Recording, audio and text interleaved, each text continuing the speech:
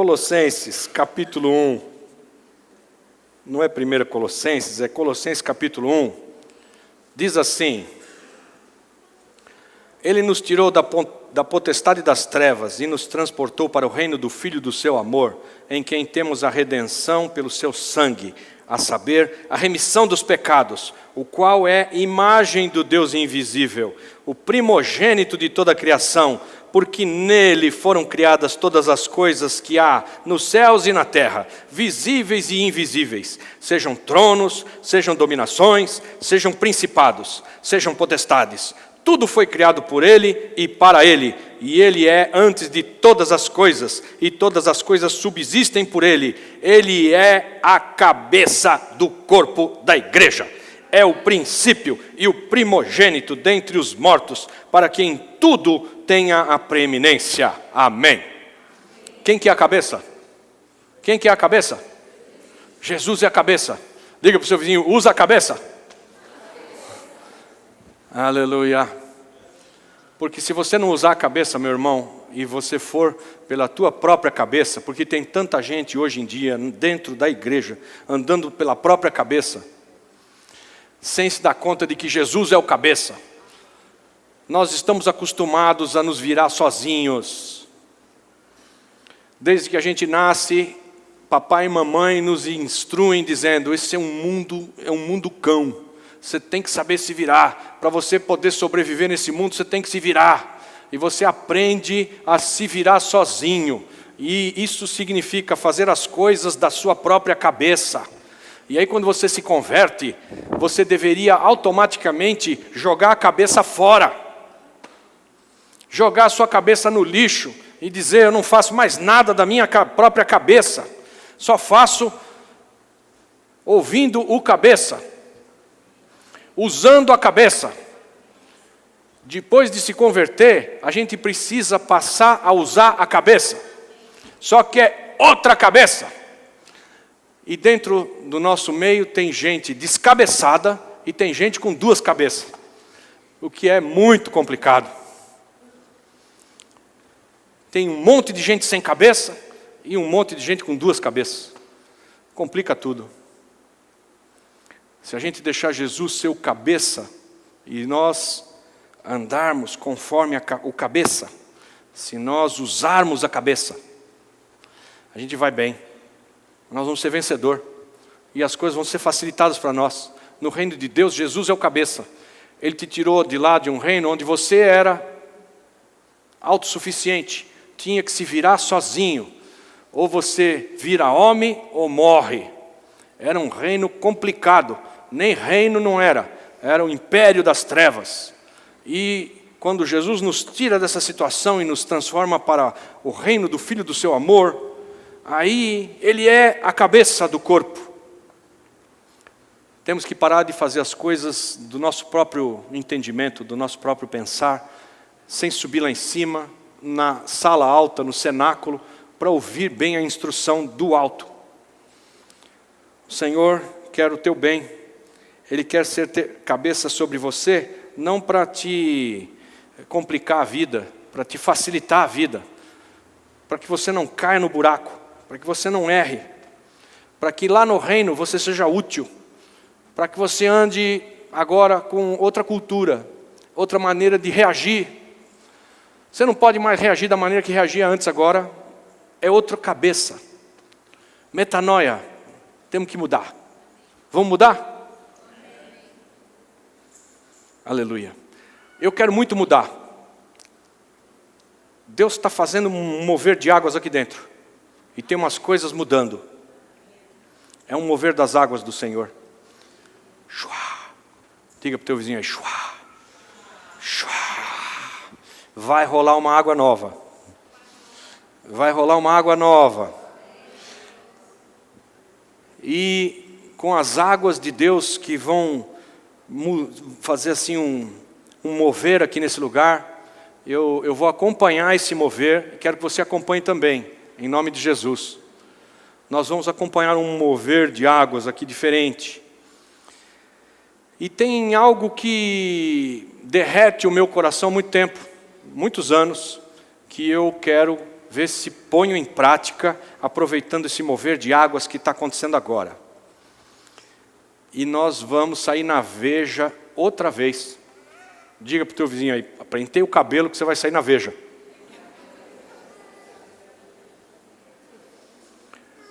Nós vamos entrar num mover de águas aqui, que Deus tem inspirado o meu coração já há muito tempo, que eu vou pôr em prática agora, que é um romper com a religião, mas é um baita de um romper com a religião.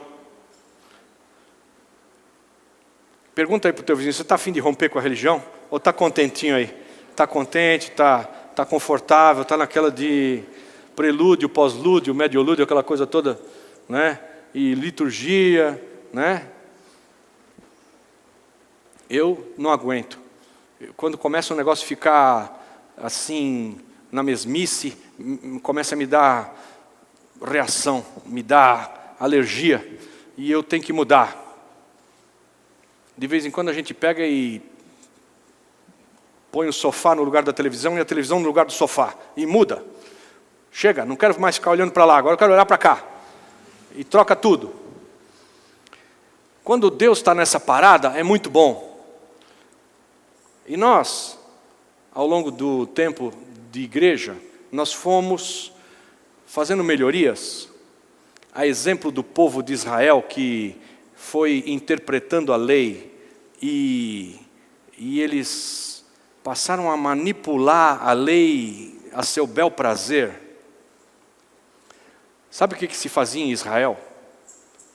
A lei dizia que num Shabat, num sábado, dia de descanso, você só podia andar a distância de uma pedra. Você pega uma pedra e atira. Você só pode andar no sábado a distância de uma pedra, até onde a pedra cair. Essa é a máxima distância que você pode andar no dia de sábado, no Shabat. Não pode andar mais que isso. Os israelitas pegaram um saco de pedra, que Deus não falou nada a respeito, botavam na cinta e iam tirando uma pedra atrás da outra. E vão mandar até lá, caiu ali, pega mais uma e bumba, vamos embora. Eles andaram a distância de uma pedra de cada vez. E andavam o sábado inteiro. Você pode crer, pode não crer, mas nós estamos fazendo igual. E tem que mudar. Porque o culto nunca foi isso aqui, ó. Nunca. Não era para ser isso aqui. Nunca foi. Mas nós conseguimos transformar um culto nisso aqui. Isso aqui não é um culto. Vocês tudo calado aí, eu falando que nem uma gralha, isso não é um culto. Amém? Oh, tá vendo?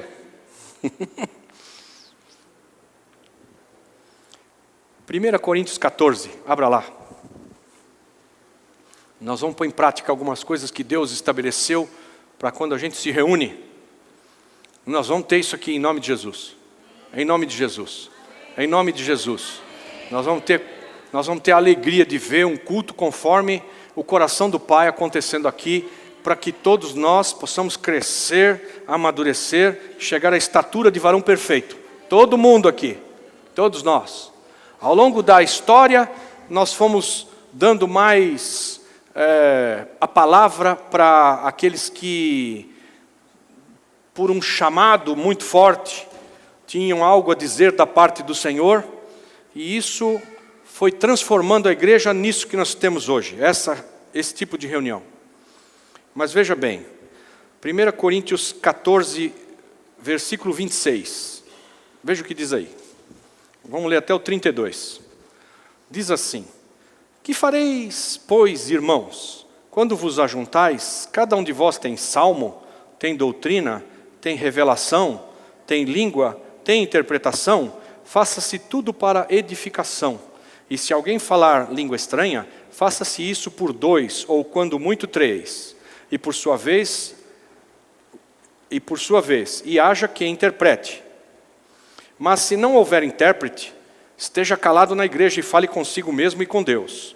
e falem 2 ou 3 profetas, e os outros julguem. Mas, se a outro que estiver assentado for revelada alguma coisa, cale-se o primeiro, porque todos podereis profetizar, uns depois dos outros, para que todos aprendam e todos sejam consolados. E os espíritos dos profetas estão sujeitos aos profetas. Olha para mim, olha para mim. Paulo está escrevendo aos coríntios que tinham uma reunião calorosa, cheia de barulho, gente falando junto, um negócio estridente, maluco, a coisa era doida. E isso que ele está falando aqui, de todos podeis profetizar, e de um tem salmo, o outro tem doutrina, o outro tem revelação, o outro tem língua, o outro interpreta, essa participação coletiva, isso que ele está propondo, era para sossegar o pessoal. E eu estou propondo isso para nós, para pôr fogo nisso aqui. É o contrário. Ele chega numa igreja que ele diz, tem que pôr ordem nessa bagunça. O texto aqui chama-se a ordem no culto, a necessidade de ordem no culto, é o nome do trecho da palavra. E Paulo ministra dizendo, vamos usar a cabeça. Todos podeis profetizar, mas vamos fazer em ordem. Não é para todo mundo, cada um profetizar de um lado. Todo mundo junto. E sabe o que mais? Até essa época, na igreja cristã, as mulheres não podiam estudar. Elas não podiam aprender a ler. Elas não podiam ir para a escola. Elas não sabiam nada. Só os maridos sabiam. Os judeus iam para as escolas e se tornavam senhores da lei, e fariseus, e gente estudada, doutores da lei, gente que conhecia, que lia, e as mulheres, calada. Mas aí vem a igreja cristã, e Paulo declara em Gálatas 3:28 que entre nós não há mais escravo nem livre, não há mais judeu nem grego, não há mais macho nem fêmea. Agora, você imagina as mulheres que estavam caladas, uma vida inteira casadas, escutando o marido falar, e elas não podiam se expressar e nem estudar. Imagina o acúmulo de palavras que elas tinham para falar, e aí chega num lugar onde agora está liberado, as mulheres podem se expressar, podem estudar, podem falar, vamos aí, é todo mundo igual.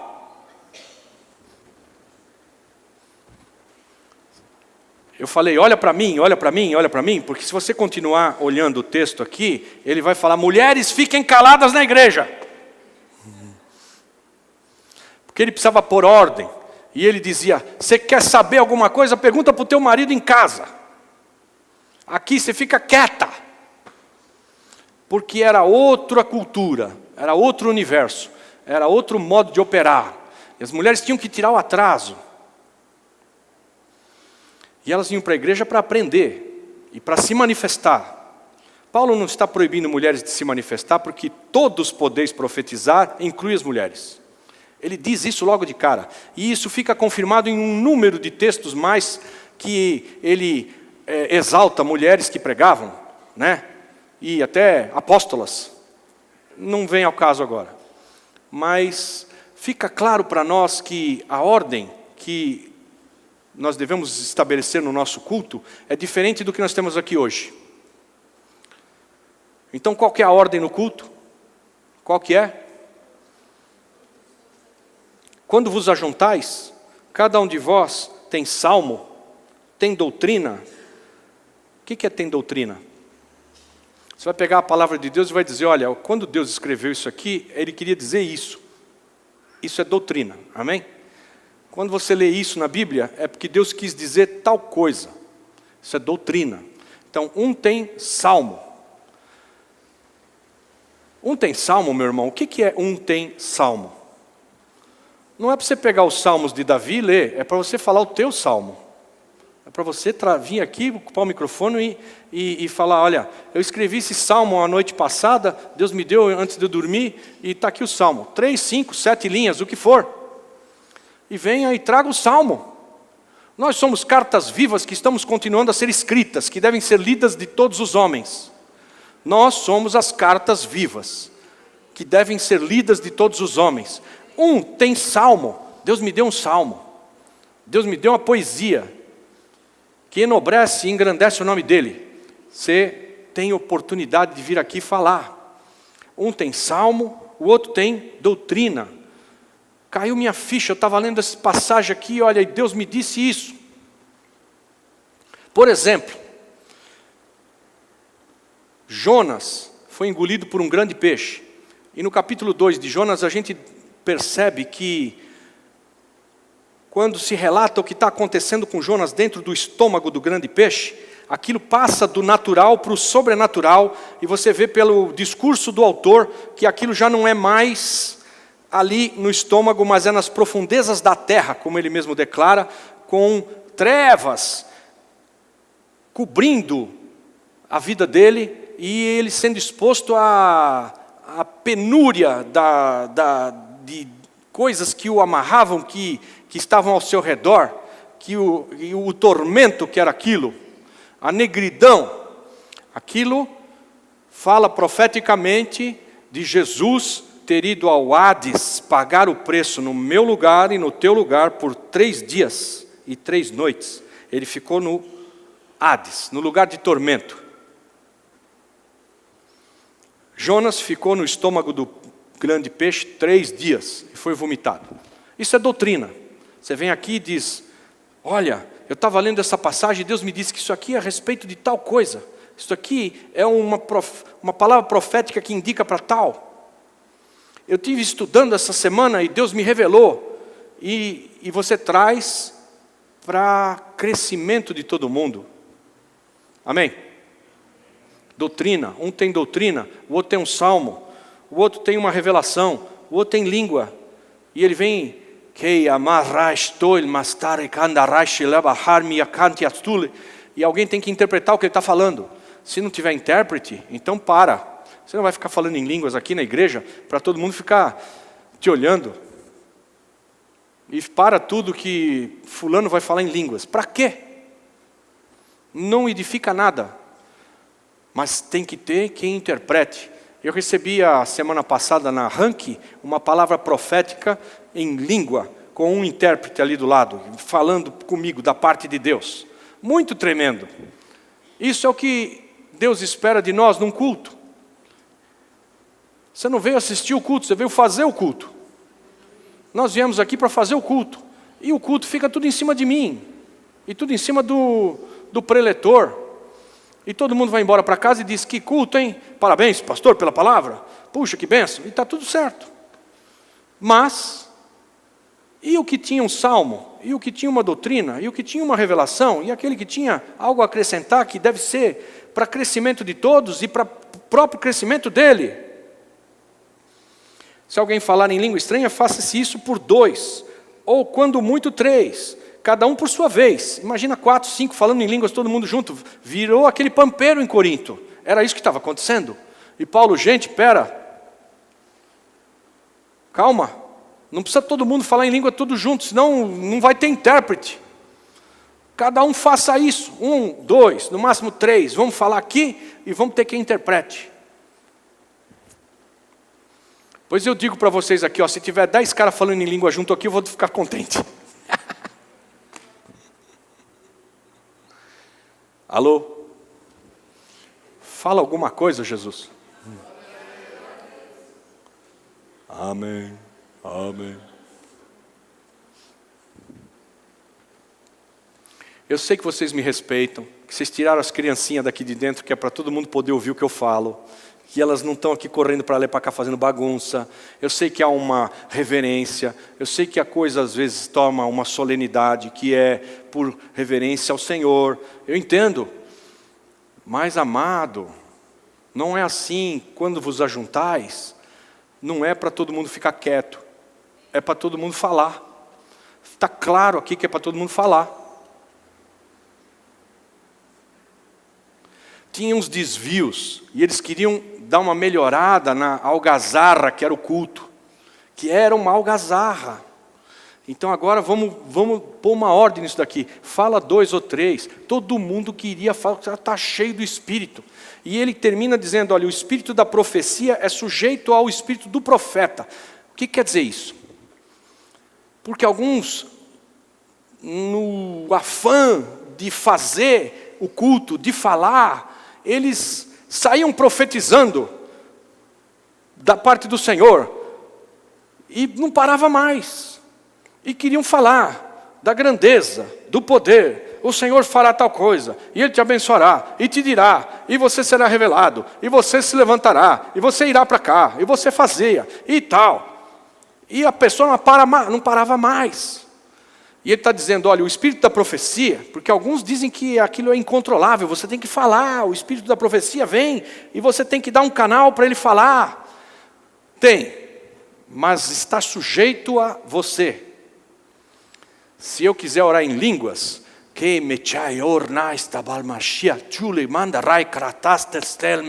eu começo e paro a hora que eu quero, porque o espírito da profecia está sujeito ao meu espírito. Deus não te anula, você tem que corroborar, você tem que cooperar, você tem que ser ativo, você não é apagado, você não virou cavalo da macumba, você é um canal do Espírito Santo, Ele não te apaga, você lembra de tudo o que aconteceu, você não vira um zumbi. E o espírito da profecia está sujeito a você, você dá vazão a ele ou o segura.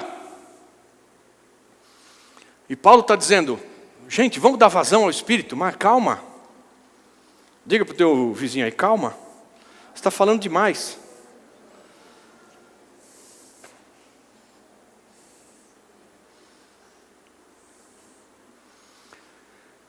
Sabe o que foi que nos transformou nesses Walking Dead?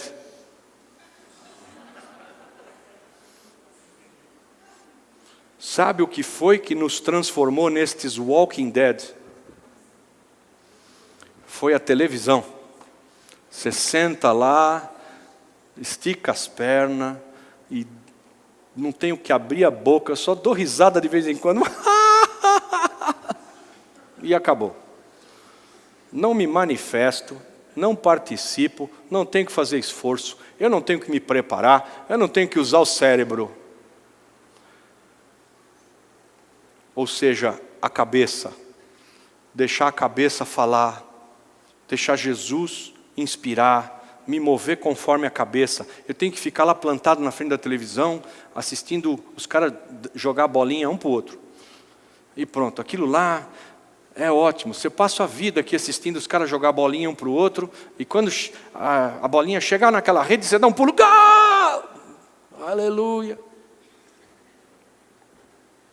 Vê se isso é vida. Vê se isso é vida. E aí quando a gente chega aqui no culto, é a mesma coisa. Liga a televisão, estou eu aqui, e todo mundo quieto, estica as pernas, pega o iPhone, vamos ver o que está acontecendo aqui de mensagem e tal. E está meio ali, um olho no peixe, um olho no gato, vê o que está acontecendo lá, mas você fica, né? Eu vou participar do culto, não sou eu não fui designado para participar do culto. É lógico que foi. O que você veio fazer aqui, assistir? Nós temos que prestar o culto, que é o nosso sacrifício, que é o nosso culto racional. Eu e você. E Ele deu uns como apóstolos, e outros como profetas, e outros como evangelistas, e pastores, e mestres, tendo em vista o aperfeiçoamento dos santos, para a obra do ministério, para a edificação do corpo de Cristo. A gente está aqui para te aperfeiçoar, e todo mundo deve ser aperfeiçoado, e você vai ficando mais perfeito e mais perfeito, e você vai atuando no ministério, ser aperfeiçoado para a obra do ministério, para edificar o corpo de Cristo. Como é que se edifica o corpo de Cristo? Você abre a tua boca e dá a tua colaboração, você põe o teu tijolinho, você tem que participar. Ou você pode vir aqui também e sentar em cima das costas, em vez de sentar em cima do bumbum, porque os jovens sentam em cima das costas, né? Os mais velhos sentam em cima do bumbum. Mas você senta aí igual um jovem, né? E dorme. Dorme e me mostra o céu da boca ainda, assim, ó. Eu fico aqui olhando o céu da boca de alguns e falo, eu não entendo, o cara veio aqui para me mostrar o céu da boca. Caramba, devia vir aqui para fazer um culto a Deus e vem aqui para me mostrar o céu da boca. O que está acontecendo? Vamos pensar.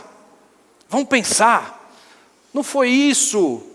A história original do que Deus queria de nós não era essa. Como é que isso se transformou? Como é que estarmos juntos?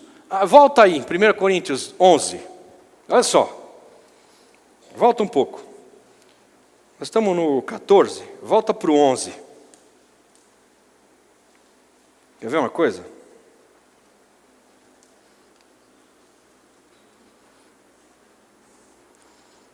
Olha só, 1 Coríntios 11, 17.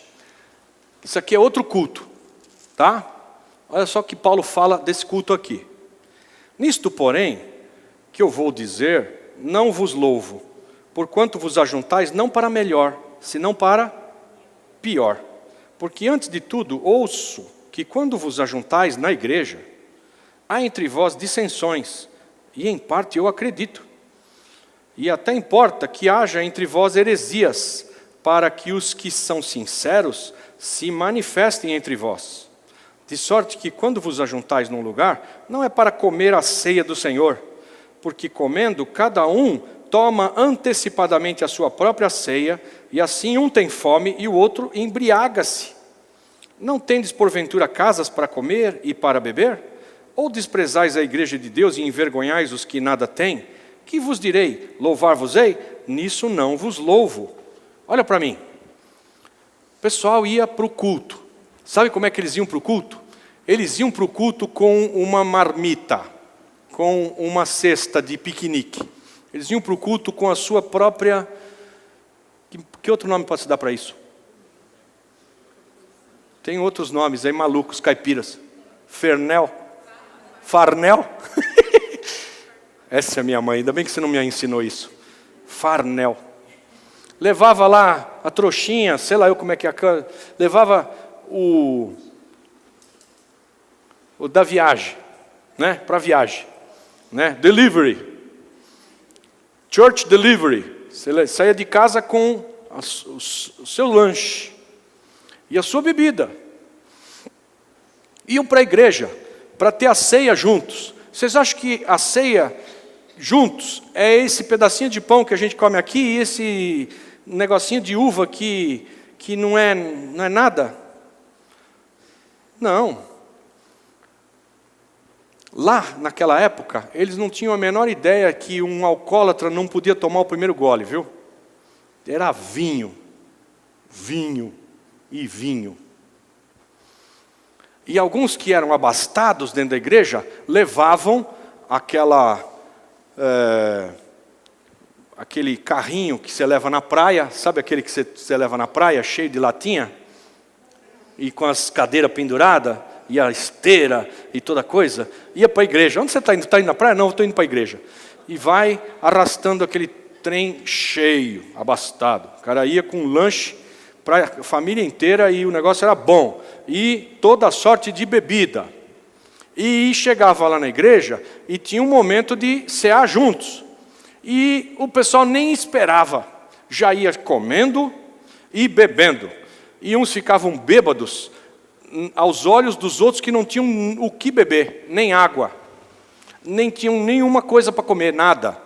E ele está dizendo, olha, isso aqui eu não louvo vocês, viu? Uns enchem a cara e se embriagam, e come, e leva tudo para a igreja. E outros não têm nada para comer lá. Vocês não têm casa para comer? Por que tem que vir comer tudo isso aí, aqui na frente dos outros que não tem nada para comer?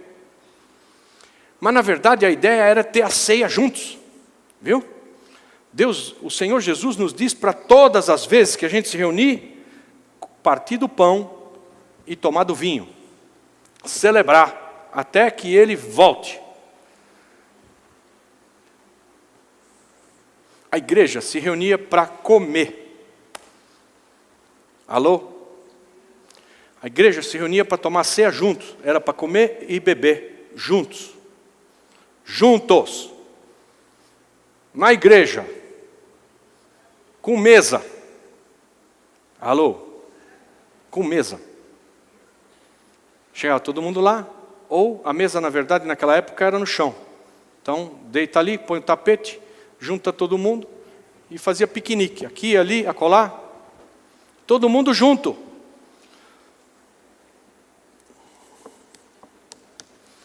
Um tem fome e o outro se embriaga. Não tem de porventura as casas? Ou desprezais a igreja de Deus e envergonhais os que nada têm? E aí ele diz que o equilíbrio para isso não é a gente não tomar ceia mais. E ouça, se você continuar aqui em 1 Coríntios 11, você vai perceber que ele diz que quem come do pão e bebe do vinho, o corpo de Cristo e o sangue, e não entende nada do que está fazendo, come condenação para si mesmo. Come condenação para si mesmo. E ainda diz assim, que tem muita gente que não sabendo disso, adoeceu, porque come e participa do pão e do vinho da mesa do Senhor, sem saber nem o que está fazendo. Indignamente. Muitos adoeceram e muitos dormem, morreram. Por usurpar, por transgredir, por não saber o que está fazendo e fazer aleatoriamente. Sabe aonde isso nos levou? Isso nos levou a, em vez de nós cumprirmos a palavra de Deus, de todas as vezes que vos reunis, tome do pão, tome do cálice, comam de Cristo. A gente restringiu isso a um culto na igreja por mês, onde é o culto da ceia. Porque aí nós temos que deixar claro para todo mundo, ó, vê lá o que você vai fazer, senão você pode adoecer ou morrer. Então, se a gente tiver que fazer isso toda vez que a gente se reúne, é obrigado a ficar cuidando das pessoas para ver que elas saibam o que estão fazendo. E aí isso nos tolheu. Ficamos cada vez mais amarrados. As decisões que sacerdotes tomaram dentro da igreja não são diferentes das decisões que sacerdotes tomaram em Israel. E pegaram a lei e deram uma adaptada nela para melhor prática. Então nós estamos aqui hoje em cadeiras, todo mundo olhando para um preletor, tentando receber uma palavra que é alimento para o seu espírito. Isso foi o que, depois de evolução e evolução e evolução do culto, nos trouxe hoje. E você tem salmo? Vai para casa com o salmo. E você tem hino? Vai para casa com o teu hino. E você tem um sonho para contar? Vai para casa com o teu sonho. O meu sonho é que a gente ponha mesas, e a gente tenha ceia, e a gente tenha cada um se expressando no nosso culto, e um tenha dança, e o outro tenha hino, e o outro tenha poema, e o outro tenha língua, e o outro tenha profecia, e o outro ore e impõe as mãos porque tem dom de cura, e uns sejam curados, e o outro sejam libertos, e o nosso culto seja tudo para a glória de Deus. Ele é o centro do nosso culto, não sou eu, nem quem ocupa esse lugar aqui, nenhum de nós é o centro do culto, o Senhor é o centro. E a gente come junto. Então, no ano que vem, quando vocês chegarem aqui, vai estar cheio de mesa. E nós vamos ter um culto nas mesas, com ceia. Vou tentar que seja com comida também. Não sei. Porque essas coisas, elas geram um monte de problema. Agora eu vou passar aí na igreja direto. Tem um rango lá que é uma maravilha. Não, agora eu vou no culto da manhã e da noite. Ninguém me segura. Agora sim. Eu falei que você ia sair na Veja, né? Pentei o cabelo. E nós vamos fazer um culto conforme a palavra de Deus nos diz. Porque hoje é o dia da Bíblia, viu? E se celebra o dia da Bíblia, que é uma alegria para nós termos a liberdade nesse país, de podermos ler a palavra de Deus. E a gente percebe pelos testemunhos que temos até aqui mesmo, de países que nem o pastor tem Bíblia. Cuba, uma restrição. Coreia, uma restrição. Irã, ninguém pode ter Bíblia. Aqui, temos Bíblia. Eu tenho, no meu escritório aqui em cima, eu tenho 47 Bíblias de papel. Tem em alemão, em chinês, eu tenho Bíblia em vários idiomas, tenho compêndios que são 4 Bíblias paralelas, em 4 versões diferentes, que eu estudo elas abertas. Mas agora eu tenho isso daqui que tem mais de 100 versões. Então, você clica aqui, clica ali, já vai para Strong, vai para tal, uma beleza.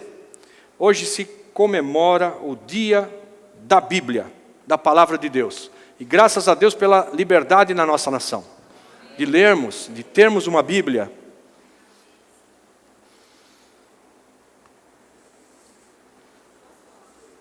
Pode. Vem.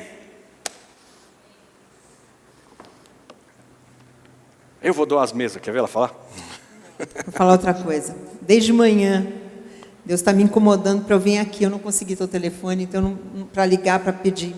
Eu queria passar um vídeo de 5 minutos para vocês. Perguntei se daria, mas não tem pendrive. Eu trouxe até o computador, está no meu carro. Esse final de semana, eu tenho um trabalho em Conchas, que é uma cidade bem pequenininha.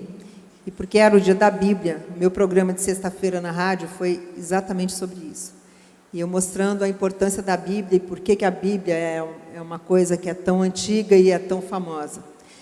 E aí, no sábado, não sei quem conhece, tem uma banda gospel que se chama G3, que é, como é que chama? Oficina. Oficina G3. E eles foram em Conchas. Conchas é uma cidade idólatra, cheia de católicos, bem idólatras. E para isso estar acontecendo nesse sábado, foi já um grande avanço. Faz 3 anos que a gente está trabalhando nisso. E foi uma coisa, um mover de Deus enorme. E eu me senti a própria contrabandista de Deus, porque eu carreguei no fim de semana 500 Bíblias no meu carro. E a gente juntou todas as Bíblias no coreto da cidade, lá na praça onde estava tendo o evento.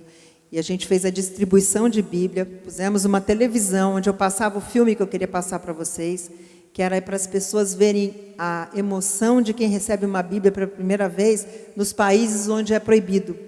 Eles pegam aquilo como se eles estivessem pegando uma comida para quem não come há mais de 1 ano. Então, o que a gente viu? A gente tinha 500 Bíblias, nós distribuímos 260 mais ou menos, mas não distribuímos. Antes a gente fazia a pessoa ver o filme, depois a gente conversava e dizia por que ela queria uma Bíblia, e elas vinham sozinhas, ninguém anunciou. E Deus ia mandando. Então, tinham pessoas de todos os tipos, de todas as religiões, crenças, inclusive aqueles que não acreditam em nada, e vinham e escutavam falar de Jesus. Alguns aceitaram Jesus naquele momento, alguns saíram lá chorando, e a gente também teve pessoas cheirando mal, pessoas que vinham de chinelo de dedos sujos, pessoas bêbadas, pessoas drogadas, e a gente abraçava todo mundo. E o que eu estou vendo? A igreja de Jesus dos últimos tempos é essa daqui que ele está falando. E é a igreja que também vai para a rua. Não pode ser uma igreja que fica aqui.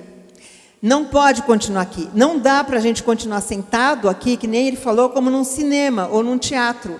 Você vem aqui, gostou muito da palavra e vai embora. Lá fora tem gente que está com fome. E está faltando quem fale para elas. Se vocês vissem essas pessoas que vinham até a gente, e na simplicidade, eles choravam, eles agradeciam por uma Bíblia que eles estavam levando, e a gente fazia um pacto com eles. O pacto era, você não vai botar isso na estante, você vai ler, e você vai passar adiante para quem não conhece isso.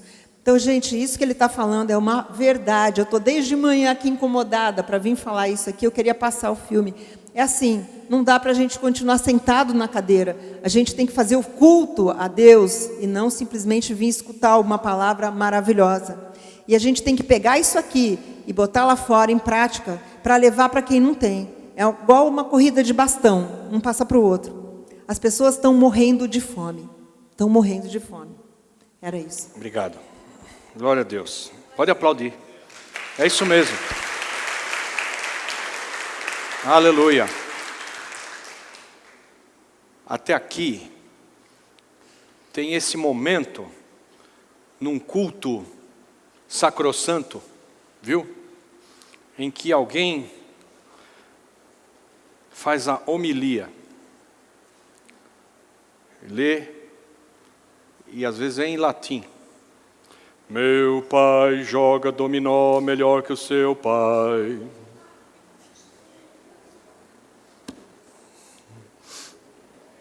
Homilia. Eu entendo com isso que é o homem lia. Um homem. O homem chega aqui e lê. Nós vamos mudar esse negócio. Do homem que lia para a igreja que fala. Nós vamos mudar. Em nome de Jesus. Então eu quero, de antemão, declarar a vocês que no mover das águas que Deus está fazendo aqui, você vai chegar na tua igreja e vai falar, ué, não se estranhe. Nós vamos fazer um modelo de culto que tem que ser para a edificação de todos, com a participação de todos, para você entregar o teu culto racional a Deus, sem perdas, porque nós, é claro, ainda estamos aqui como apóstolos, profetas, evangelistas, pastores e mestres, para aperfeiçoar você, aperfeiçoar nós também, os santos, para a obra do ministério, para a edificação do corpo de Cristo, sem perdas, só com ganhos. Nós vamos ter um modelo diferente. Eu estou orando por esse modelo. Eu sei que nós vamos ter mesas aqui com a ceia do Senhor todo o tempo. Eu gostaria muito de que a gente tivesse, durante o nosso tempo, um comer e beber juntos. E eu gostaria muito que a gente pudesse suscitar entre nós esse tipo de participação que fosse múltipla. Expressarmos a multiforme graça do Senhor por todos nós. Para alguns serem, assim, ativados, porque nós temos aqui diamantes enterrados, debaixo da terra, que ninguém sabe. Estou procurando um tecladista faz tempo, eu sei que tem um tecladista aqui dentro. Ele está escondido, e não se manifesta. E a gente precisa do tecladista. Cadê ele? Deve estar aqui, está enterrado.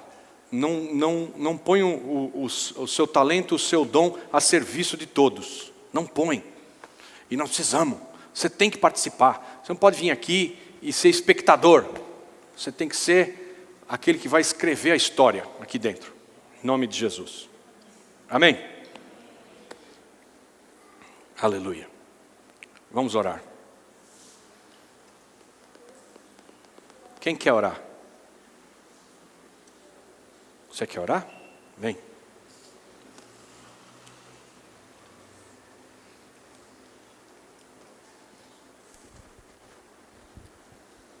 Paizinho lindo, nós colocamos as nossas vidas e nós colocamos essa igreja diante do Teu altar, Pai. Por Te pedir perdão, primeiramente, Senhor, porque nós percebemos que nós, ao longo do tempo, entramos numa corrente, a gente se afastou daquilo que era determinado pelo Senhor, o que era para ser o Seu culto, o que era para ser uma adoração ao Senhor.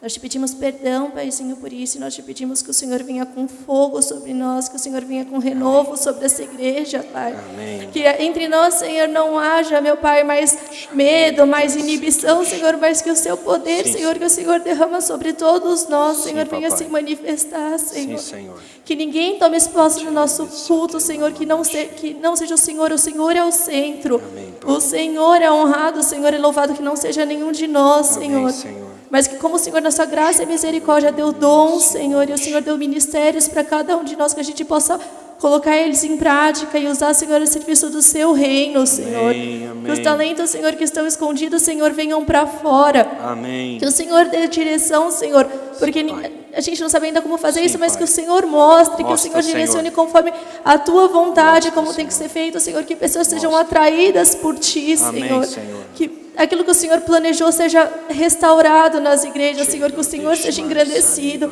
e que nenhum talento fique enterrado, Senhor, por falta de oportunidade, Senhor, mas que os talentos sejam usados, Senhor, para se multiplicar, Senhor, para a Tua glória, para o Teu louvor, Senhor. Jesus. Abençoa, Senhor, essa igreja, Senhor, ministra o coração de cada um de nós, Senhor. Amém, Pai. Nos dá, Senhor, nós agradecemos pelos dons que o Senhor já nos deu e pedimos, Senhor, se possível, dá mais dons, Senhor, mais capacidade, Senhor, mais, dons de profecia, Senhor, mais. de interpretação de línguas, Senhor, Amém, Pai. Amém. de dança, de hinos, Senhor. Sim, Pai. Traz, Senhor, sobre a Tua igreja todo tipo de dom, Senhor, para o crescimento do Teu corpo, Sim, Senhor. Senhor. Usa-nos, Senhor, nos ensina a ser um vaso de barro para ser usado, ser modelado pelas Tuas mãos, Senhor.